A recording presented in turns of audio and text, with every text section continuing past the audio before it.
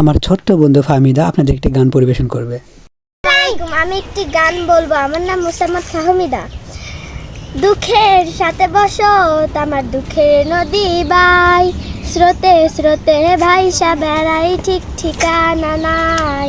দুঃখের সাথে বসো আমার দুঃখের নদী বাই, স্রোতে স্রোতে ভাইসা বেড়াই ঠিক ঠিকানা নাই। কেমনে যে দিন যায় আমার, কেমনে যে রাত যায়, একা একা রাত্রি কাটাই নাই। কেমনে যে দিন যায় আমার, কেমনে যে রাত যায়, একা একা রাত্রি কাটাই তুমি পাশে নাই। বুকের ভিতর জয়মা গেছে দুঃখ কষ্টের পাহাড়, ওরে বুকটাই আমার কাইন্দা মরে এবার আমায় সার। বুকের ভিতর জয়মা গেছে দুঃখ কষ্টের পাহাড়, ওরে বুকটাই আমার কাইন্দা মরে এবার আমায় সার। কেমনে যে দিন যায় আমার, কেমনে যে রাত যায়, একা একা রাত্রি কাটাই তুমি পাশে নাই। কেমনে যে দিন যায় আমার, কেমনে যে রাত যায়, একা একা রাত্রি কাটাই তুমি পাশে নাই। রংধনুর ওই 7 রং তোর মনে মাখিস, আমার জন্য মেঘলা আকাশ চাঁদ ডুবিয়ে রাখিস। রংধনুর ওই 7 রং তোর মনে মাখিস, আমার জন্য মেঘলা আকাশ চাঁদ ডুবিয়ে রাখিস। কেমনে যে দিন যায় আমার, কেমনে যে রাত যায়, একা একা রাত্রি কাটাই তুমি পাশে নাই।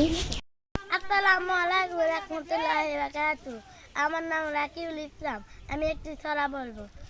গাঙ্গের আই দেখে জানা সুফিয়া কামাল, গাঙ্গের ইলিশ মাছ বলে ডেকে খোকন মুনি আই দেখে জানা।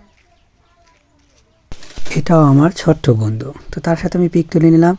বন্ধুরা এই যে দেখুন আমের মুকুল এত পরিমাণে গ্রামে এবার আসছে, হয়তো আমের আলো চাইতেও অনেক ভালো ফলন আসবে।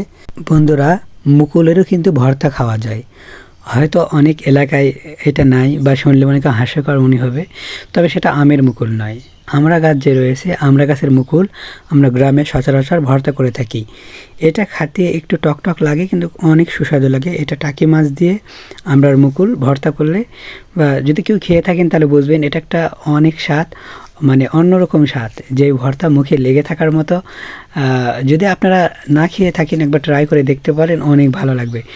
সেই সাথে বন্ধুরা এটা আমি গিয়েছিলাম যে গাজীপুর সাফারি পার্কে, তার গেটের সামনে যে জায়গা ছিল ফিল্ড বা মাঠ যেটাই বলি, অনেক বড় বিশাল ছিল। আর এই ঘোড়াগুলি মানুষ টাকা দিয়ে তারা বহন করে থাকে। আর ঘোড়ার গাড়িটা দেখুন এত সুন্দর যে শেয়ার না করে পারলাম না। এবং সেই সাথে এখানে ফুলের দোকান রয়েছে, ছোট ছোট অসংখ্য অনেক সুন্দর ফুল কিনতে পাওয়া যায়। আর এই যে গন্ডারটা দেখতে পাচ্ছেন এটা জাতীয় চিড়িয়াখানা যেটা রয়েছে মিরপুর 1 সেখান থেকে তোলা। গন্ডার এত কাছে এসেছে ঘাস খাচ্ছে, অবাক তাই না বন্ধুরা, এত বড় গন্ডার। আর গন্ডারের নাকি কি বড় শিং। আর এটা জলহস্তি, মানে জলহস্তি বলা হয় যেটা প্রাণীতে প্রাণী থাকে আর কি। আর মানে পানির মধ্যেই তারা থাকে, আর পানির মধ্যেই ঘুমাক যেটাই করুক পানির মধ্যে থেকে উঠে এসে ঘাস খাচ্ছে। এই দৃশ্য যারা আপনারা দেখেছেন আসলে অবাক করার মতো। আসলে আল্লাহর দুনিয়ায় কত রকম প্রাণী রয়েছে, কতই কি না রয়েছে। এত বড় জন্তু সে পানিতে থাকে, আসলে অবাক করার মতো বিষয়। তো আল্লাহ তাআলাই ভালো জানেন। আর এগুলো দেখতে অনেক সুন্দর লাগছে। বন্ধুরা ভালো থাকবেন, আল্লাহ হাফেজ।